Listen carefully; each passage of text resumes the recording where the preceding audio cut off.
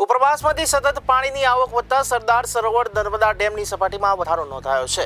છેલ્લા 24 કલાકમાં ડેમની સપાટી 10 સેન્ટીમીટર વધીને હાલ 135.47 મીટર સુધી પહોંચી છે।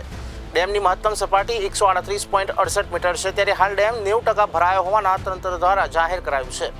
માહિતી મુજબ ઉપરવાસમાંથી 4,10,483 ક્યુસેક પાણીની આવક થઈ રહી છે। વધેલી આવકના કારણે ડેમના 15 ગેટ 2.4 મીટર સુધી ખોલવામાં આવ્યા છે, જેના દ્વારા નર્મદા નદીમાં 3,28,797 ક્યુસેક પાણી છોડવામાં આવી રહ્યું છે। નર્મદા નદી બંને કાંઠે વહેતા પરિસ્થિતિમાં તંત્ર સાવચેત બન્યું છે, ત્યારે નર્મદા, ભરૂચ અને વડોદરા જિલ્લાના નદી કાંઠાના 27 ગામોને એલર્ટ જાહેર કરાયા છે।